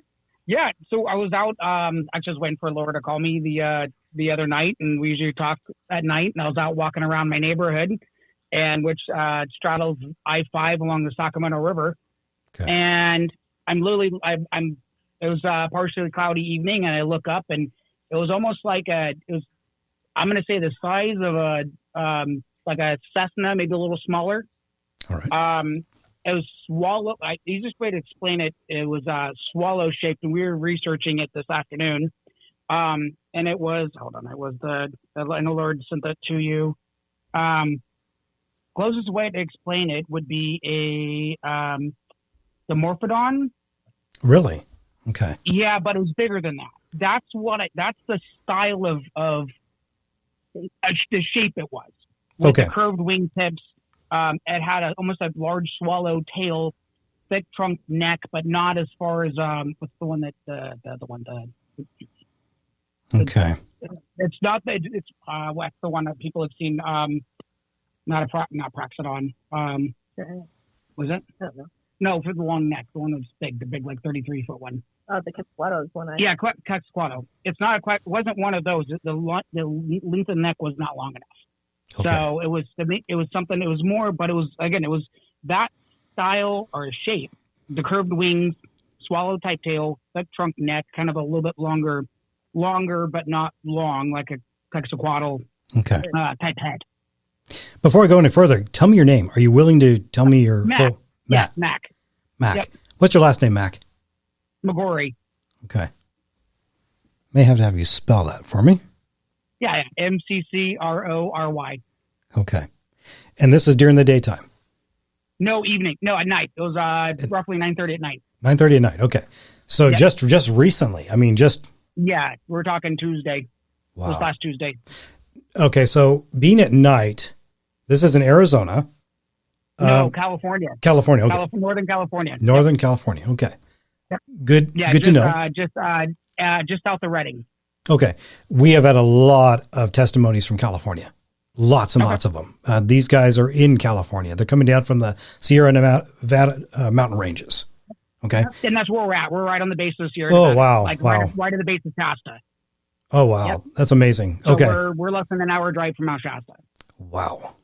And it makes sense why you'd see something like this in the evening, because they are nocturnal. They love to come out in the nighttime. They'll come out in the early morning hours too to feed. They'll come out at nighttime to feed as well.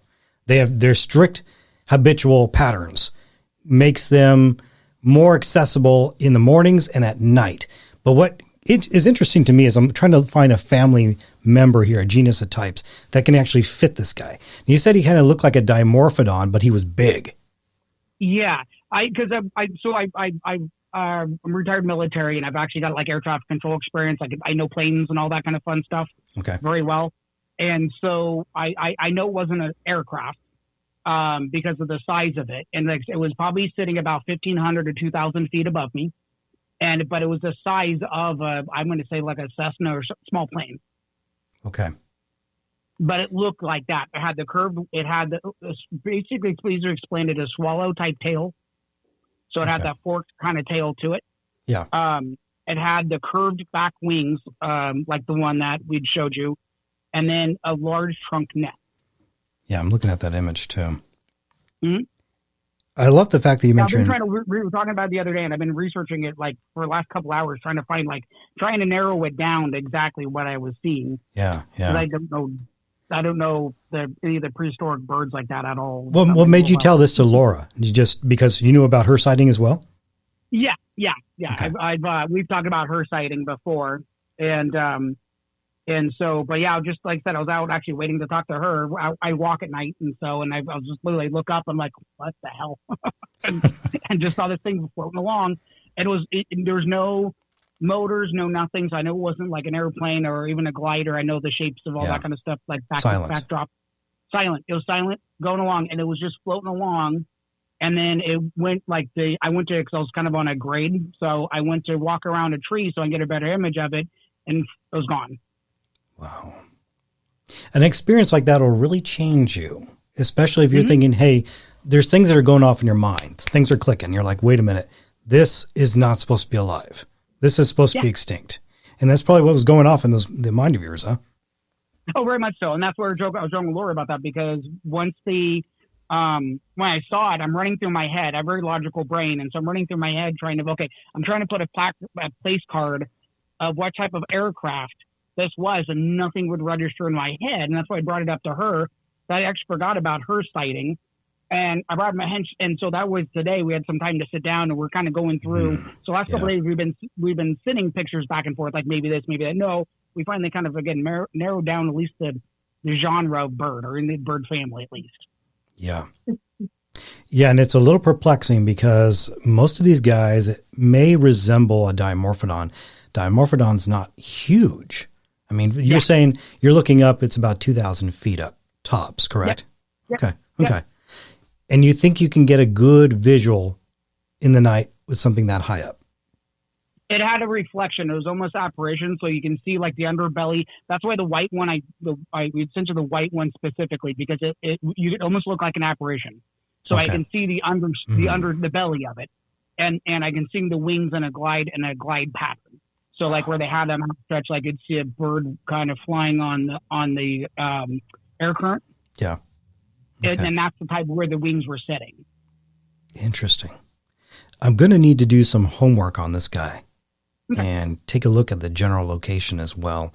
I got to ask you, Mac, I love the fact that this is a spontaneous conversation here as we were doing a show talking about the flat earth theory and nonsense and all that stuff. This just comes up, and this is why I do what I do.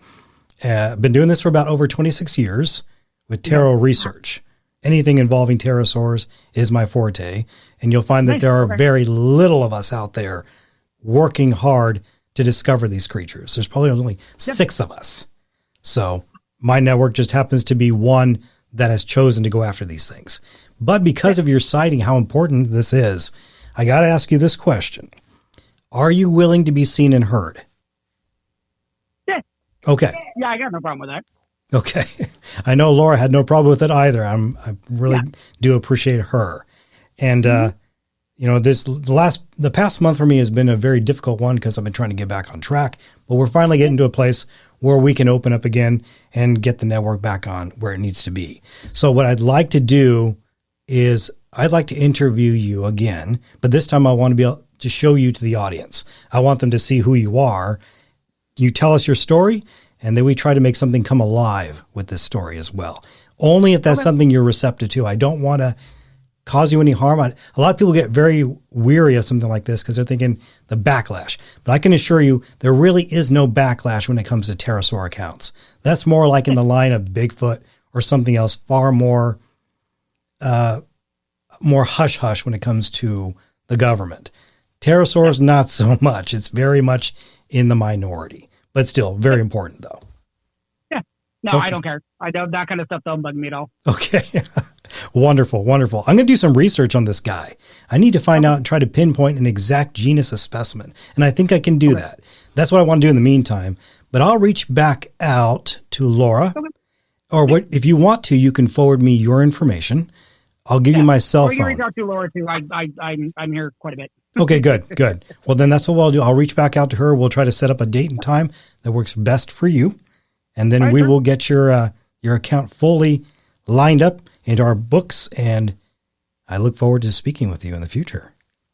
You too. It was nice meeting you. Yeah, nice to meet you too. Laura, thank you so much again. Always. Pleasure. Okay. All right. Take care, Jake. You too. Bye-bye. Bye-bye. Did you hear that, folks? That was Mac. California sighting. Lots of sightings in California involving pteros. Gonna have to try and pinpoint this one down. The head of a dimorphodon, body big, even from 2,000 feet. Now, this is someone who served in the military. I love hearing from them because what reason do they have to make up something like this? They don't. All right, folks, we got to take our second break. When we come back, there's more to discuss. You are listening to the Ropen Network. Stay tuned. Want to see some dinosaurs? Unbelievable. Want to see Eden? Come on, it's almost time for the show.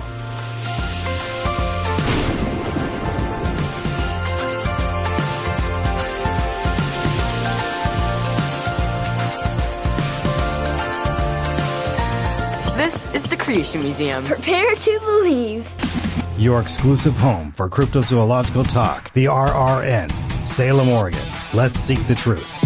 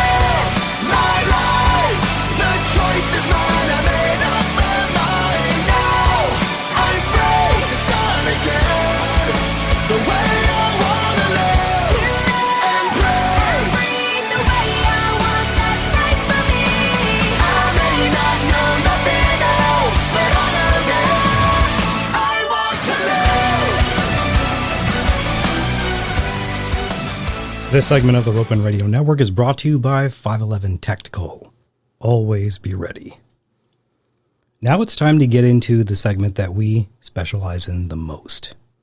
The hidden, the unknown, perhaps even the supernatural. After all, that is what drives all of you to us. And I figured since it is the month of October, usually there's always something to talk about, whether it's based on spirits, the hidden, or just something that maybe you're not too familiar with. As a matter of fact, not many people are when it comes to this account. This has been talked about through whispers, legends, and lumberjack stories handed down from the Old West. The pioneer days, where it was the role of the axeman. There is a place out in the Mojave Desert they call the Funeral Mountains. And that wasn't meant as poetry. People went in, and they didn't always come out. Not everybody knows that. It's one of those names we all hear, and we assume it's just a dramatic frontier title, like Dead Man's Gulch or the Skeleton Ridge. But the truth is, some of those old American explorers didn't exaggerate anything. If anything, they underexplained it.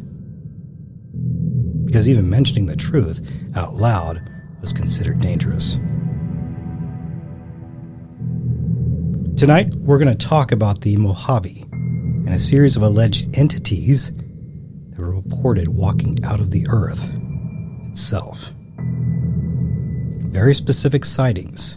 Not ghosts, not demons, not even men. Something far stranger. Something people described as walking coffins. And if that sounds insane, I want you to stay with me, because the original reports were far more disturbing than modern summaries. To understand why these sightings shook the pioneers so violently, you have to understand the environment first. The Funeral Mountains are not romantic. They're not cinematic. They are oppressive. Heat that feels sentient. Silence so complete it makes your pulse sound alien inside your own skull. Land stripped down to its bones. Nothing there is casual. And that was the setting. When word began to spread of things walking through the desert, not across it, but through it. Appearing out of the fissures, out of the sinkholes, like the earth was briefly exhaling. People didn't describe them as animals. They described them as coffins walking on two legs. Tall, hollow in the center, almost as if there was no internal anatomy, just a burnt, oblong shell wobbling forward, impossibly upright, like a box come to life. No arms, no visible head.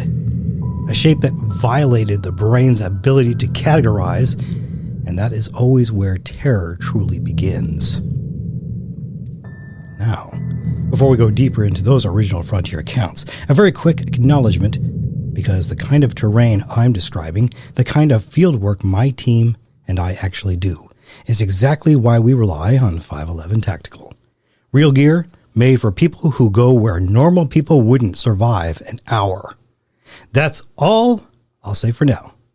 But if you know, you know. Now, back to the Mojave. The earliest known reports came from men who weren't looking for anything supernatural. They were freight haulers, crossing the boundary near what we now call Death Valley.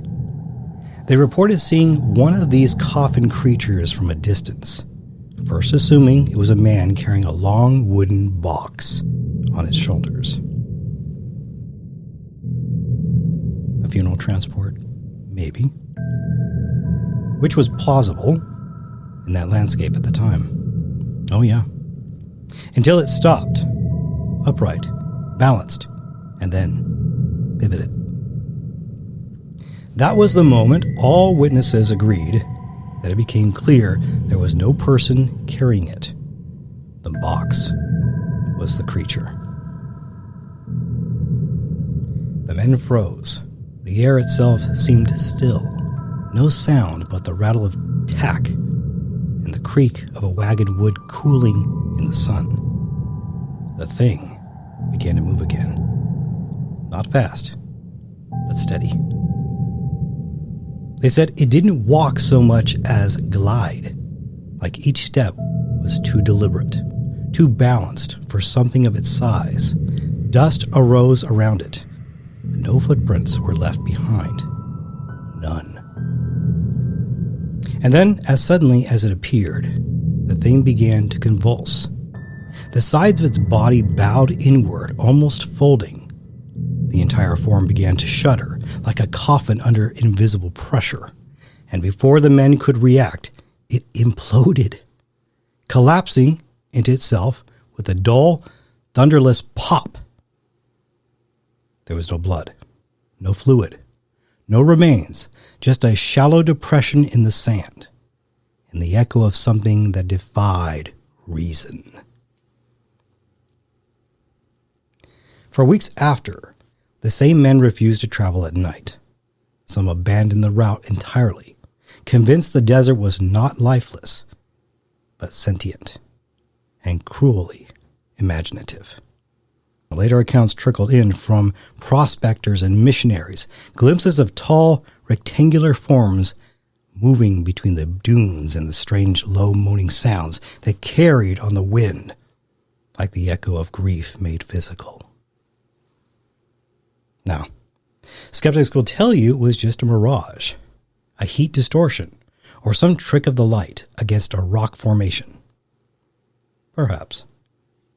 But that doesn't account for the implosion, nor for the dozens of separate reports from the 19th and early 20th centuries, all describing the same impossible geometry, a creature that was less organic than architectural, a mobile coffin. Today, the area is still largely uninhabited. There's a loneliness to the land that almost feels deliberate, as if the earth remembers what was once seen there and keeps its distance. Local desert guides still whisper that at dusk, when the heat haze dances low to the ground, you can sometimes see faint, elongated shadows moving, not quite shaped like men, not quite shaped like coffins, but something between. And maybe that's the legacy of the Funeral Mountain Terror. Not a monster in the traditional sense, but a story that embodies the desert's true horror, isolation, silence, and the realization that the earth itself occasionally and very quietly breathes things into being.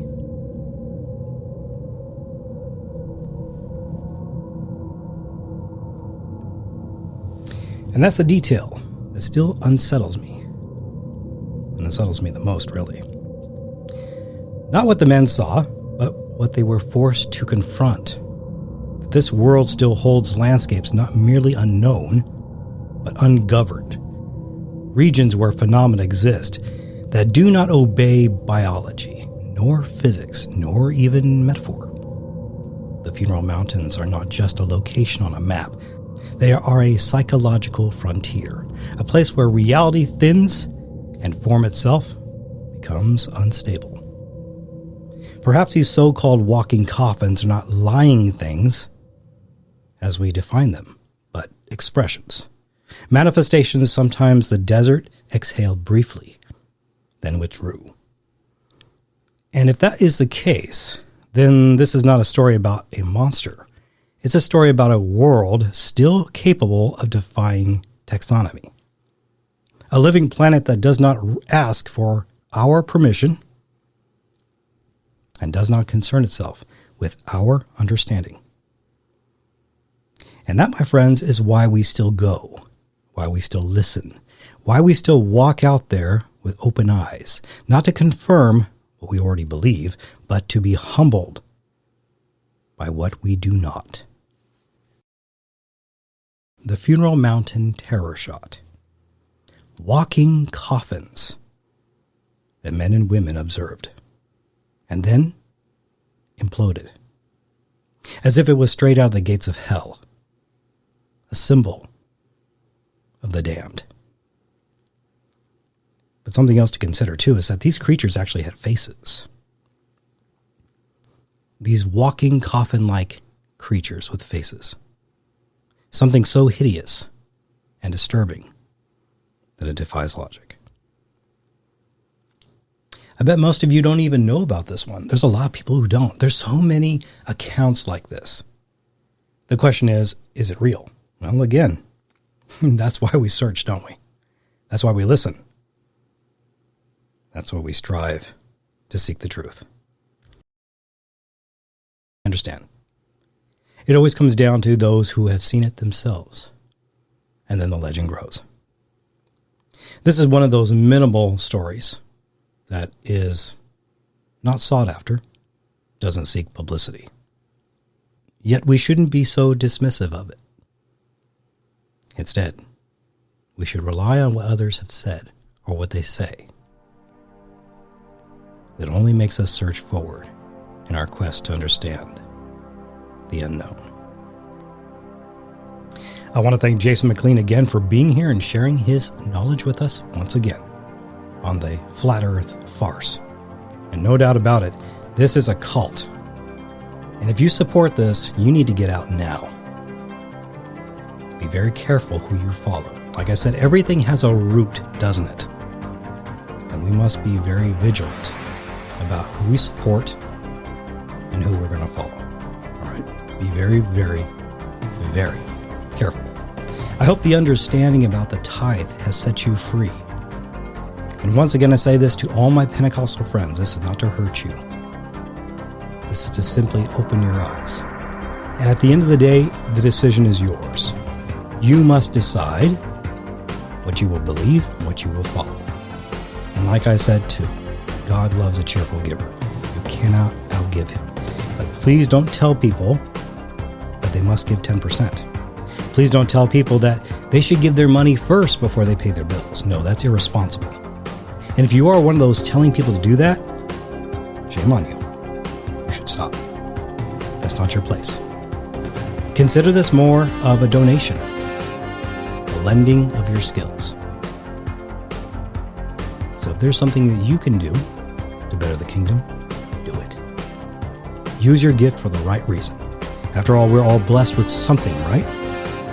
Don't sit back on your couch, waiting for the phone to ring. Take action. If there is something that people need to know about and be aware of, this is your chance to shine. Let your voice be heard. Set them free. Speak the truth. Make sure that it's grounded in biblical truth. Otherwise, it is not truth, is it? Stop reading just the paragraph and actually read the full chapter. A good example of that was Malachi, wasn't it? Malachi 3:10. Stop taking what pastors say for granted about Malachi 3:10 and read all 4 chapters, because all 4 chapters will give you the truth. And I cannot tolerate pastors who graze the surface. Why is it that I can know these things and they don't? Well, sometimes that's only something they can answer. And for those who are deliberately deceiving, you will have to answer to the one true God for what you've done to his people. And for those who just don't know or never understood, now's your chance. Do the right thing. Seek the truth. That's all the time we have for today. Thank you so much for joining us. I'm glad to be back in the captain's chair, sharing with all of you the fruits of what I've come to learn. Now, don't just take my word for it. Go out there and look for it yourself. Look it up. And no matter what you decide in the end, I will respect it. That's all the time we have for today. Seek the truth. And may God bless every one of you on the other side of this screen. Shabbat Shalom. Peace be with you.